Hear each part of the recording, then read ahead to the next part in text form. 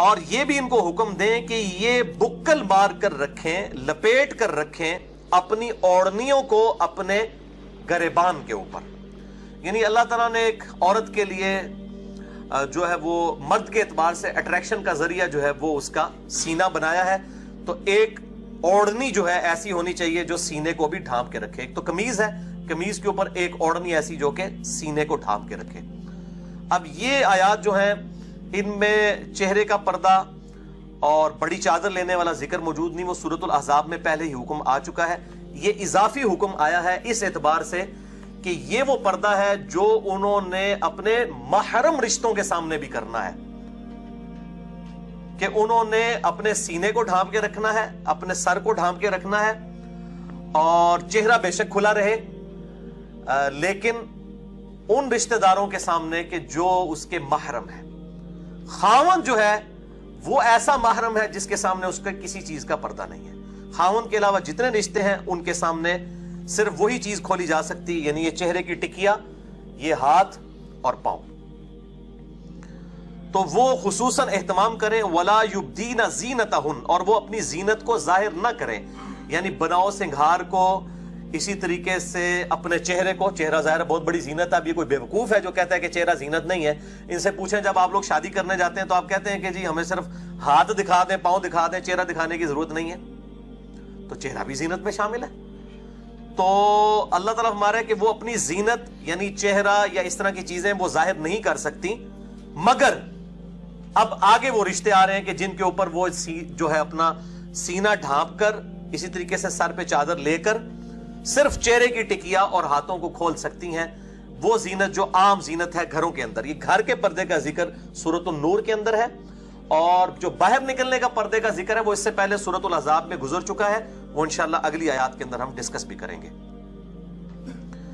تو وہ اپنی زینت ظاہر نہ کریں الا لبعولتہن، سوائے اپنے شوہروں کے، او آبائہن، یا پھر اپنے باپوں کے جو ان کے باپ ہیں، او آباء بعولتہن، یا اپنے شوہروں کے جو باپ ہیں یعنی سسر، او ابنائہن، یا اپنے بیٹوں کے سامنے، او ابناء بعولتہن، یا اپنے شوہروں کے بیٹوں کے سامنے. یعنی اگر کسی اور بیوی سے اسی کے شوہر کی اولاد ہے تو وہ بھی اس کی محرم ہے، ان کے سامنے بھی اپنی زینت ظاہر کر سکتی ہے. لیکن زینت سے مراد یہ نہیں ہے کہ وہ بال کھول کے آ جائے گی یا سینے سے چادر ہٹا دے گی، نہیں، چہرے کی ٹکیا کھول سکتی ہے وہ، یا ہاتھ والا معاملہ.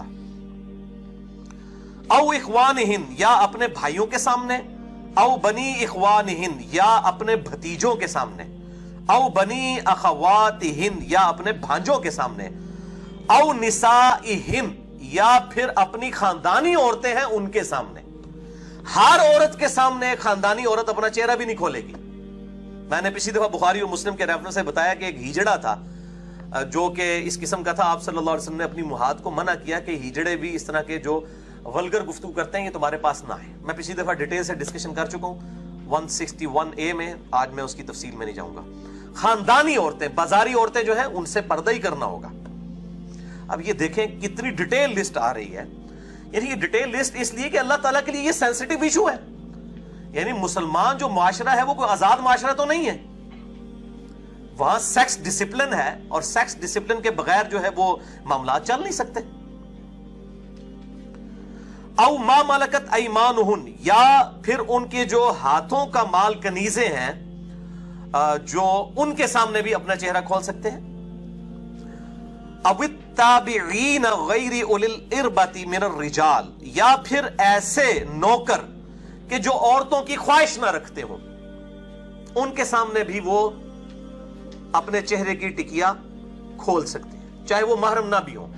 اور یہ ایسے نوکر وہ نوکر ہیں جو جس کو ہم ہمارے پنجابی میں کہتے ہیں جدی پشتی، یعنی کہ وہ چلتے آ رہے ہوتے ہیں. وہ نسل ہی پوری کی پوری ایسی ہوتی ہے جو کسی گھر میں خادم ہوتے ہیں. تو وہ جو ایسے ہوتے ہیں وہ اولاد کی جگہ ہوتے ہیں، ان کے لیے کبھی بھی اپنی اس گھر کی عورتوں کے لیے اس قسم کے خیالات نہیں آتے. لیکن اگر ان میں بھی آ جائیں گے پھر ان سے بھی چہرے کا پردہ کرنا ہوگا. او الطفل الذین لم یظہروا علی عورات النساء، یا پھر وہ بچے کہ جن کو ابھی تک عورتوں کی جو پوشیدہ جگہ ہیں ان کا علم نہیں ہے، یعنی ابھی وہ سیکس کے اعتبار سے ایجوکیٹ نہیں ہوئے، ایسے بچے. اب اس میں کوئی عمر نہیں بتائی گئی ہے. اگر کوئی بچہ 7-8 سال کی عمر میں سوشل میڈیا کی بے برکتی کی وجہ سے ایجوکیٹ ہو جاتا ہے سیکس کے پوائنٹ آف ویو سے, تو پھر اس کا بھی معاملہ ڈیفرنٹ ہو جائے گا. علی عورات النساء, کہ جو عورتوں کی پوشیدہ چیزیں ہیں ان سے وہ واقف نہیں ہے. ولا یضربن بارجلہن, اور مت پاؤں کو اپنے مارے زور سے زمین کے اوپر عورتیں, لیعلم ما یخفین من زینتہن, کہ ان کی جو چھپی ہوئی زینت ہے وہ بھی ظاہر ہو جائے. یعنی اگر کسی نے کوئی ہار پہنا ہوا ہے یا اسی طریقے سے کوئی پنڈلی پہ پازیب پہنی ہوئی ہے یا ہاتھوں میں چوڑیاں پہنی ہوئی ہیں اور جان بوجھ کے وہ پٹک کے پاؤں چل رہی ہے تاکہ اس کی زیور کی چھنکار دوسرے لوگ سنیں, لوگوں کو اٹریکٹ کرنے کے لیے, تو اس چیز سے بھی منع کر دیا گیا. میرے بھائیوں, جو اللہ آپ کو اس بات سے منع کر رہا ہے کہ آپ کی عورتوں کی زیور کی چھنکار غیر مرد نہ سنیں, وہ اللہ کس طرح اجازت دے گا کہ عورت چہرہ کھول کے یا بال کھول کے غیر مردوں کے سامنے آگے بیٹھ جائے, جس طرح کہ غامدی صاحب کا خیال ہے, یا باقی لوگوں کا, ڈاکٹر ذاکر نائک کا, یا شیخ البانی کا, یا امام خمینی کا.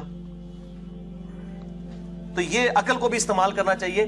آگے بھی میں چل کے بتاؤں گا کہ سورہ بنی اسرائیل میں اللہ تعالیٰ نے فرمایا کہ ماں باپ کو اف تک مت کہو. اس کا یہ مطلب نہیں کہ اف نہیں کہنا, مار پیٹ سکتے ہیں, گالی دے سکتے ہیں. یعنی قرآن حکیم تو صرف رولز بتاتا ہے, اس کے بعد عقل آپ کو اللہ تعالیٰ نے دی ہوئی ہے, آپ اس عقل کو استعمال کریں گے, مزاج کو سمجھیں گے اللہ کے اور اس کے محبوب صلی اللہ علیہ وآلہ وسلم کے مزاج کو. وَتُوبُوا إِلَى اللَّهِ جَمِيعًا أَيُّهَا الْمُؤْمِنُونَ, اور اے ایمان والو تم سب کے سب اللہ کی طرف توبہ کرو, لعلکم تفلحون, تاکہ تم فلاح پا جاؤ. بھائیو, یہ سورۃ النور میں ڈیٹیل